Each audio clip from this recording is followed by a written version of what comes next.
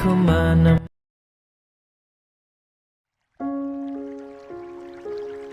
Menikahi Hot Om S2 Bab 300. Hujan terus turun.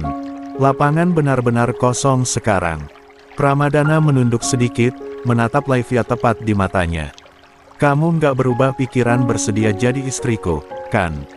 Hati Laivia bergetar. Ia teguk ludahnya susah payah. Sungguh ia tidak boleh dibayang-bayangi masa lalu. Tidak ada alasan untuk menolak. Tidak ada keraguan yang tersisa. Yang ada hanya keyakinan, bahwa lelaki ini berdiri di hadapannya bukan untuk bermain, melainkan untuk bertanggung jawab. Ia mengangguk menantap.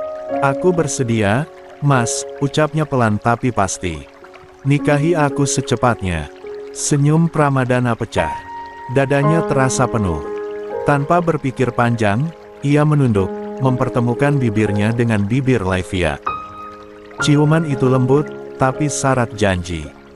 Tangannya menuntun Laivia agar mengalungkan kedua tangan di lehernya, seolah memastikan perempuan itu tidak akan pergi kemanapun. Di bawah hujan deras itu, mereka saling melumat, saling menguatkan keputusan yang baru saja diambil. Tanpa mereka sadari, di kejauhan, dua sosok berdiri berdampingan. Diam, menatap, dengan luka yang belum menemukan suara. Aksa dan Fanny. Ya, dua orang itu yang berdiri terpaku di sana. Menyaksikan bagaimana orang yang mereka cintai saling mereguk manisnya ciuman mesra. 2. Pagi itu, bandara kecil di ujung timur Indonesia terasa lebih sunyi dari biasanya. Udara dingin menyusup pelan, bercampur aroma tanah basah yang terbawa angin dari perbukitan. Aksa melangkah masuk ke ruang tunggu dengan tas ransel di bahu. Langkahnya tenang, meski pikirannya tidak sepenuhnya demikian. Tujuannya hari ini adalah Kiwirok, wilayah pegunungan dengan kontur terjal dan jalur yang tidak bisa sembarang dilalui. Penerbangan ke sana hanya bisa ditempuh dengan pesawat perintis bermesin baling-baling, jenis yang biasa digunakan untuk menjangkau daerah-daerah pedalaman. Pesawat kecil, landasan pendek, dan cuaca yang sering berubah menjadi bagian dari risiko perjalanan. Aksa memilih duduk di dekat jendela di ruang tunggu itu. Ia ingin melihat langsung tanah yang akan membawanya kembali pada satu nama yang sejak lama menetap di kepalanya. Mas Aksa. Suara perempuan bertanya ragu. Aksa menoleh. Fanny berdiri di samping kursinya, tampak sama terkejutnya. Wajah perempuan itu seketika berubah menjadi senyum kecil yang tak dibuat-buat. Fanny. Aksa ikut tersenyum. Kamu juga di sini? Iya, jawab Fanny sambil duduk di kursi sebelahnya. Aku sempat mikir salah lihat. Nggak nyangka ketemu kamu di penerbangan perintis begini. Aksa terkekeh pelan. Ke daerah mana? Fanny mengangkat boarding pass di tangannya. Seperti yang Mas dengar kemarin. Kiwirok. Aksa mengangguk, seolah jawaban itu sudah ia duga. Ah, ya. Beberapa detik berlalu sebelum Fanny kembali bicara, kali ini dengan nada lebih heran. Tunggu. Jangan-jangan tujuan kita bukan cuma sama bandara, tapi desanya juga. Kemungkinan besar, jawab Aksa. Saya ke desa Mairini. Fanny terdiam. Matanya membesar sedikit. Serius. Aku juga ke desa itu. Mereka saling pandang, sama-sama menangkap keanehan dari kebetulan tersebut. Oh ya, Fanny menyambung sambil tersenyum. Kalau boleh tahu, kamu mau ketemu siapa di sana? Istriku, jawab Aksa singkat, tapi nadanya tidak ringan. Fanny tersenyum lebih lebar. Lucu ya. Aku juga. Aksa menoleh. Maksudnya, aku mau ketemu calon suamiku, jelas Fanny. Dia juga lagi dinas di sana. Belum sempat Aksa menanggapi lebih jauh, petugas memanggil penumpang untuk boarding. Percakapan mereka terhenti saat melangkah menuju pesawat kecil itu. Mesin mulai berputar. Getaran halus terasa di badan pesawat sebelum akhirnya lepas landas. Dari jendela, Aksa melihat bentang alam berubah perlahan, permukiman menghilang, digantikan hutan lebat, sungai berkelok, dan punggung-punggung bukit yang saling bertumpuk, hijau dan sunyi. Beberapa puluh menit kemudian, pesawat mendarat di sebuah bandara perintis. Bangunannya sederhana, landasan pendek, dikelilingi perbukitan yang menjulang seperti tembok alam. Udara di sana terasa lebih dingin dan tipis. Mereka dijemput kendaraan double cabin satu-satunya jenis mobil yang bisa menembus jalur menuju desa. Perjalanan darat dimulai, melewati jalan tanah merah, bebatuan, dan tanjakan panjang yang memaksa kendaraan. 3. Bergerak pelan. Fanny memandang keluar jendela, takjub. Baru sekarang aku ngerti kenapa daerah ini harus ditempuh lewat udara. Kiwirok itu wilayah pegunungan, jawab Aksa. Desa-desa di sini terpisah lembah dan bukit. Aksesnya terbatas. Fanny mengangguk pelan, lalu menoleh padanya. Istri kamu. Kenapa bisa di daerah ini, Mas? Dia dokter spesialis magang, jawab Aksa. Bertugas di puskesmas desa. Nada itu membuat Fanny terdiam sejenak. Hebat, gumamnya tulus. Aksa tidak menanggapi. Pandangannya kembali pada jalan yang berliku. Kalau calon suami kamu? Tanyanya kemudian. Fanny tersenyum kecil. Tentara, Mas. Ilagi dinas juga di wilayah ini. Aksa mengangguk. Mungkin mereka saling kenal. Dokter dan TNI sering bekerja sama di acara bakti sosial pedesaan. Fanny tertawa ringan. Bisa jadi. Kita bisa kenalan bareng nanti. Mobil terus melaju, melewati sungai kecil, rumah-rumah kayu beratap seng, dan anak-anak yang melambaikan tangan dengan riang. Hingga akhirnya kendaraan memasuki sebuah desa kecil yang terletak di cekungan bukit. Lapangan terbuka berada di tengah desa. Puskesmas berdiri tak jauh dari sana. Rumah-rumah warga tersebar mengikuti kontur tanah, dengan pegunungan hijau mengelilinginya dari segala arah. Mobil berhenti. Kita sudah sampai, kata sopir. Aksa dan Fanny turun bersamaan. Desa Merini menyambut mereka dengan udara pegunungan yang dingin dan angin yang berembus cukup kencang. Langit di atas tampak menggantung rendah, awan kelabu bergerak pelan, seolah menahan hujan yang bisa turun kapan saja. Rumah-rumah kayu berdiri mengikuti kontur tanah, berjajar rapi namun sederhana, dikelilingi kebun kecil dan jalan tanah yang membelah desa. Aksa dan Fanny berjalan berdampingan menyusuri jalan utama desa. Keduanya sama-sama belum mengenal wilayah itu, sama-sama datang seorang diri, sehingga tanpa perlu banyak bicara mereka sepakat untuk berjalan bersama setidaknya sampai menemukan orang yang mereka cari. Desanya tenang ya, ujar Fanny sambil menoleh ke sekitar. Aksa mengangguk. Tenang, tapi hidup. Di depan mereka, seorang perempuan parubaya tampak sedang berdiri di pinggir jalan, membawa keranjang kecil berisi sayuran. Rambutnya diikat sederhana, wajahnya ramah namun tajam memperhatikan siapapun yang lewat. Aksa melangkah lebih dulu, berhenti dengan sikap sopan. Maaf, Bu, sapanya lembut. Izin bertanya, jalan menuju puskesmas dan pos penjagaan ke arah mana? Ya. Perempuan itu menelisik mereka dari ujung kepala sampai kaki, lalu tersenyum kecil. Kalian dari mana? Tanyanya dengan logat Papua yang kental tapi hangat. Kami dari Jakarta, Bu, jawab Aksa tenang. 4.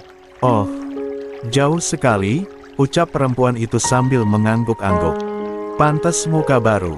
Ia lalu menunjuk ke arah kiri, ke jalan tanah yang sedikit menanjak. Puskesmas itu lewat sana. Ikut jalan itu, nanti ada bangunan cat putih, taraf bisa salah. Tangannya kemudian beralih menunjuk ke arah kanan. Kalau pos penjagaan, dari sini belok sana. Dekat hutan sedikit. Iya, Bu. Terima kasih, ucap Aksa dan Fanny hampir bersamaan. Mereka berbalik pergi, namun baru melangkah 2 langkah ketika suara perempuan itu kembali terdengar. Tunggu dulu, katanya. Kalian mau cari siapa di sini? Aksa menoleh kembali. Saya mau cari Dokter Laivia, Bu. Fanny menyambung tanpa ragu, kalau saya, Mayor Pramadana. Perempuan itu langsung tertawa kecil, seolah mendengar sesuatu yang lucu. Ah, mereka dua itu toh, katanya sambil menggeleng pelan. Lagi di lapangan. Lapangan, ulang Aksa. Iya, jawabnya. Sedang main dengan anak-anak. Perempuan itu mengangkat tangan, menunjuk ke arah lapangan terbuka yang masih terlihat dari kejauhan hamparan tanah luas dengan beberapa anak kecil berlarian di sana. Angin berembus semakin kuat, membuat dedaunan bergoyang dan awan di langit bergerak lebih cepat. Ke lapangan lanjutnya. Taraf jauh dari sini. Belum sempat Aksa dan Fanny menanggapi, seorang anak laki-laki berlari mendekat. Bajunya sedikit kotor, rambutnya basah oleh keringat, napasnya terengah. "Ah, sudah selesai main, Tio?" tanya perempuan itu sambil tersenyum. Anak itu menggeleng cepat. "Belum, Mama," jawabnya polos. "Pak Mayor masih lawan Bu Dokter." Ia melirik langit yang makin gelap. "Tapi angin sudah kuat. Tio pulang dulu. Nanti Mama marah kalau Tio main hujan." Perempuan itu terkekeh. "Iya, pulang sudah." Tio berlari menjauh, meninggalkan debu tipis di jalan. Aksa dan Fanny saling berpandangan.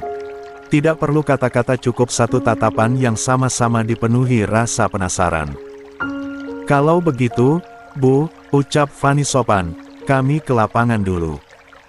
"Iya, silakan," jawab perempuan itu ramah. "Hati-hati, hujan bisa turun cepat." Aksa mengangguk. "Terima kasih banyak, Bu."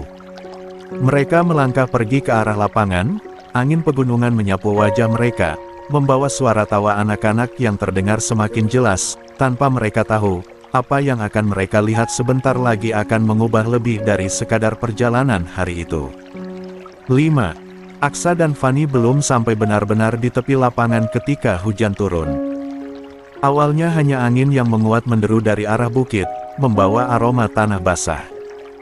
Awan kelabu bergerak cepat di atas kepala, lalu tetes pertama jatuh, disusul yang lain, semakin rapat, semakin deras. "Cepat banget cuacanya berubah," gumam Fanny. Dari kejauhan, mereka melihat anak-anak berlarian, tawa pecah bersamaan dengan teriakan panik yang riang. Lapangan yang semula penuh warna mendadak kacau oleh gerak kecil yang berhamburan ke segala arah. Namun pandangan Aksa tertahan. Bukan pada anak-anak yang pulang satu persatu, melainkan pada dua sosok yang masih tertinggal. Seorang perempuan berlari lebih dulu, rambutnya terlepas dari ikatan, langkahnya ringan meski tanah mulai licin.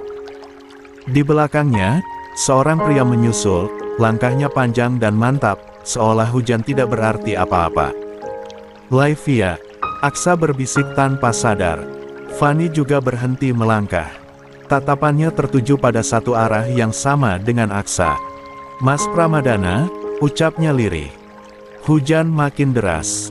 Anak-anak sudah hampir habis dari lapangan. Tapi pria itu masih mengejar, dan perempuan itu masih berlari, tertawa sambil menoleh ke belakang. Lalu Aksa dan Fanny melihatnya. Tangan pria itu meraih pergelangan tangan perempuan tersebut. Tarikannya cukup kuat hingga langkah perempuan itu terhenti mendadak. Tubuh mereka berbenturan di tengah hujan keras, dekat, tanpa jarak. Fanny refleks menahan napas. Aksa membeku. Pelukan itu terjadi begitu saja. Bukan pelukan yang ragu. Bukan pula pelukan yang canggung. Pria itu memeluk perempuan itu erat, menahan tubuhnya agar tidak jatuh di tanah yang basah. Kepala perempuan itu bersandar di dadanya, dan untuk beberapa detik hanya hujan yang bergerak. Aksa tidak mendengar apa yang mereka katakan. Jarak terlalu jauh. Hujan terlalu berisik.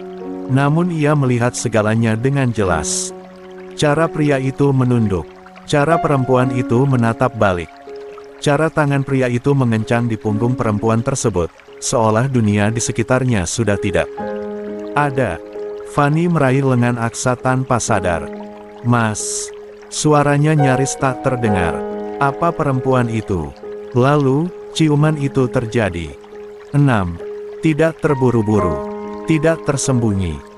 Bibir mereka bertemu di tengah hujan deras, di lapangan desa yang kosong, seolah tidak ada siapapun yang bisa atau perlu mencegahnya. Aksa merasakan dadanya sesak. Bukan marah. Bukan cemburu yang meledak. Melainkan sesuatu yang lebih sunyi, kesadaran pahit bahwa ia datang terlambat pada satu kehidupan yang sudah berjalan jauh tanpanya. Fanny berdiri kaku. Tangannya perlahan turun dari lengan Aksa. Matanya tidak berkedip. Enggak. Ia berhenti sejenak, lalu menelan ludah. Aku nggak bisa. Hujan belum reda ketika semuanya berubah. Fanny melangkah maju lebih dulu. Langkahnya cepat, tajam, tanpa ragu. Aksa bahkan belum sempat membuka mulut ketika perempuan itu sudah menembus jarak, menerobos genangan, dan berdiri tepat di samping Laivia. Tangan Fanny menyentak pergelangan tangan Laivia dengan kasar, menariknya menjauh dari Pramadana hingga tubuh Laivia terseret setengah langkah dan berdiri berhadapan dengannya. Sedang apa kamu dengan calon suamiku? Hah? Plak. Tamparan itu mendarat keras di pipi Laivia. Tubuh Laivia terhuyung. Kepalanya terlempar ke samping. Napasnya tercekat. Tangan refleks terangkat, memegangi wajahnya yang perih. Kulitnya langsung terasa panas berdenyut. Laivia perlahan mengangkat wajahnya kembali. Pandangannya buram oleh air hujan dan air mata yang mendadak menggenang. La menatap Fanny, perempuan di hadapannya asing, marah, dan terluka dalam cara yang belum ia pahami. Namun sebelum Laivia sempat bersuara, dua tangan kuat sudah mencengkeram pergelangan Fanny. Apa-apaan kamu, Fanny? Suara Pramadana menggelegar. Ia berdiri di belakang Fanny, menahan kedua tangannya dengan keras. Tubuhnya tegang, rahangnya mengeras. Hujan membasahi wajahnya, tapi amarah di matanya jauh lebih deras. Fanny mengamuk bukan main. Ia berusaha melepaskan diri, kembali menggapai Laivia dengan tangan yang gemetar dan liar. Lepasin aku, Mas, teriaknya histeris. Dia pasti udah godain kamu. Laivia mundur satu langkah, napasnya masih kacau. Pipi kirinya memerah jelas. Tangannya masih menempel di sana, seolah menahan rasa perih sekaligus ketidakpercayaan. Apa yang udah kamu lakuin ke dia, hah? Fanny menjerit ke arah Pramadana. Kenapa kamu cium dia, Mas? Pramadana menarik Fanny lebih keras ke belakang, memosisikan tubuhnya sebagai penghalang penuh di depan Laivia. Cukup, bentaknya. Kamu sudah keterlaluan. 7. Hujan turun makin deras. Di lapangan yang tadi kosong kini terasa sempit oleh ketegangan. Laivia berdiri kaku. Dunia di sekelilingnya seperti melambat. Ia tidak menangis, tidak berteriak, hanya menatap, bingung, terguncang, dan perlahan menyadari satu hal pahit. Ini bukan sekadar salah paham. Ini masa lalu yang datang menghantam hidupnya tanpa permisi.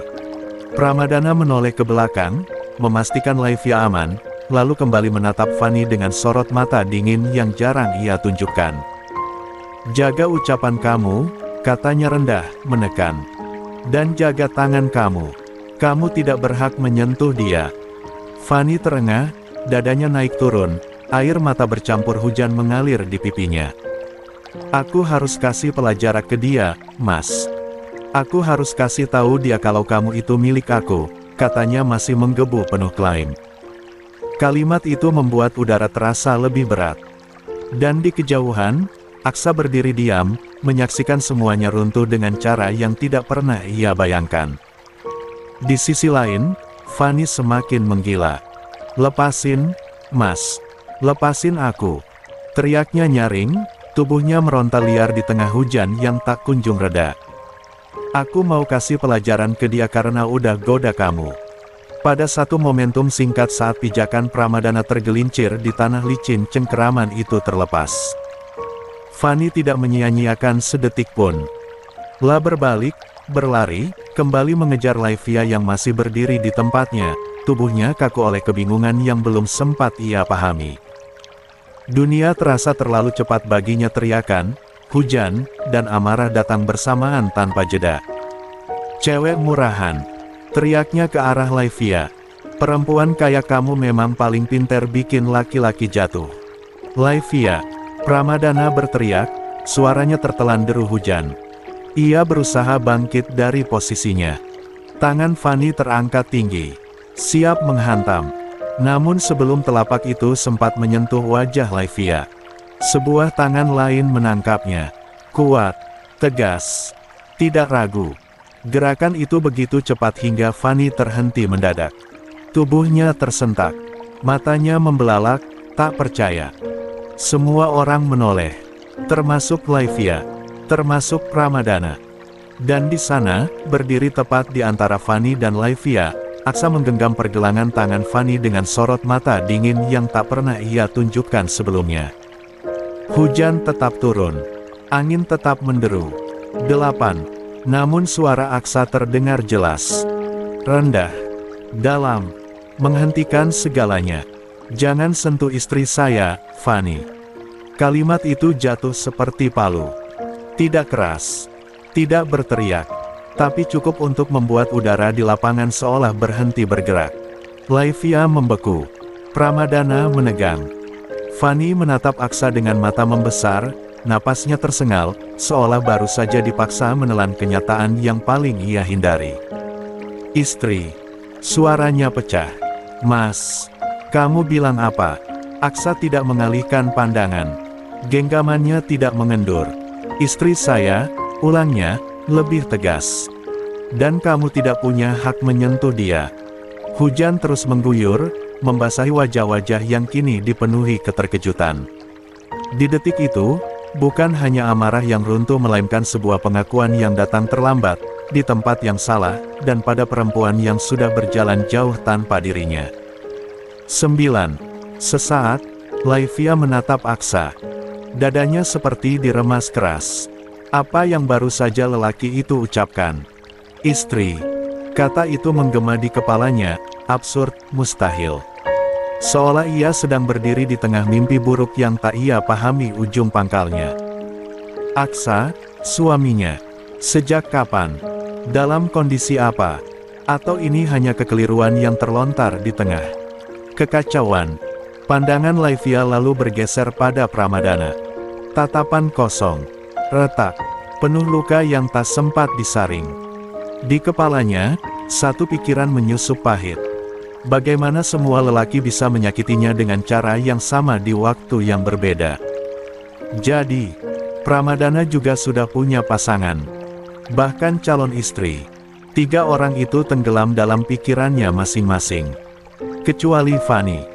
Perempuan itu justru melangkah maju, emosi masih menyala-nyala, bibirnya melengkung dalam senyum sinis yang menusuk.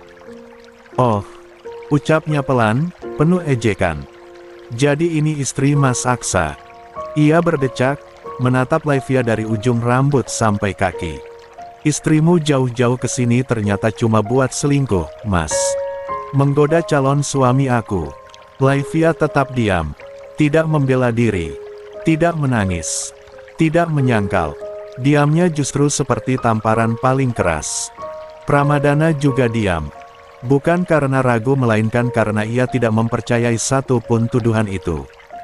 Mustahil. Perempuan seperti Laivia tidak mungkin melanggar batas dengan cara serendah itu. Ia tahu betul sorot mata itu. Kejujurannya. Kepolosan yang tidak dibuat-buat. Jangan bicara sesuatu yang tidak kamu tahu, Fanny, ucap Aksa akhirnya, suaranya rendah tapi menekan. Fanny mendecih tajam. Nggak aku tahu.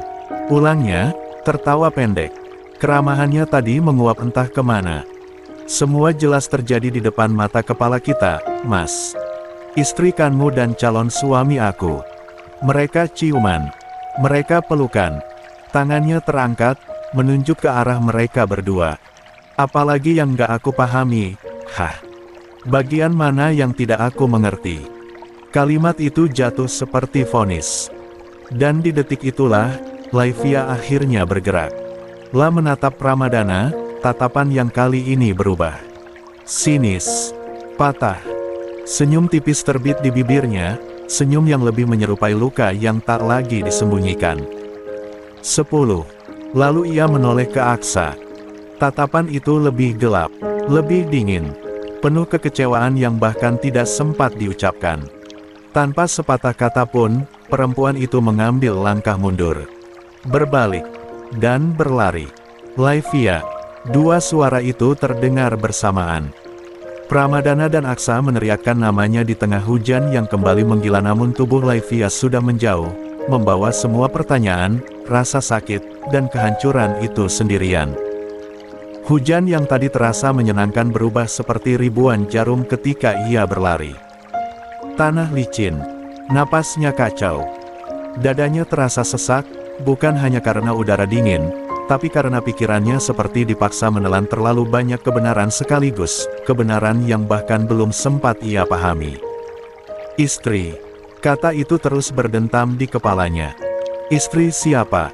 Sejak kapan? Bagaimana bisa? Dan Pramadana, calon istri. Dia sudah memiliki kekasih. Langkahnya tersandung. Ia hampir jatuh, tapi tubuhnya menahan sendiri, lututnya menghantam tanah basah.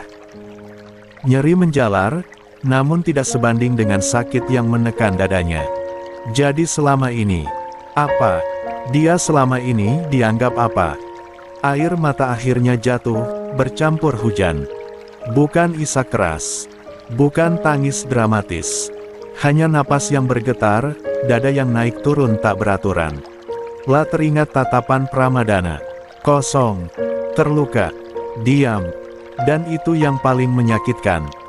Jadi kamu juga menyimpan sesuatu dariku. Atau aku yang terlalu bodoh untuk percaya ucapan laki-laki. Laivia bangkit lagi, memaksa kakinya bergerak. Ia tidak tahu kemana. Jalan desa tampak kabur oleh air dan air mata. Yang ia tahu hanya satu, ia tidak sanggup berdiri di tengah mereka lagi. Tidak sekarang. Tidak dengan hati yang sudah remuk begini. Di sisi lain, Laivia, begitu nama itu terlepas dari bibirnya, Pramadana sudah bergerak. Tidak berpikir. Tidak menimbang. 11. Tubuhnya refleks melesat menembus hujan, mengejar sosok Laivia yang semakin menjauh di jalan desa yang licin. Satu-satunya hal yang ada di kepalanya hanyalah perempuan itu tidak boleh pergi dalam keadaan seperti ini. Laivia, tunggu. Di belakangnya, kekacauan belum selesai. Fanny tersadar dari keterpakuannya. Begitu melihat Pramadana berlari, ia ikut bergerak, emosi kembali menyala.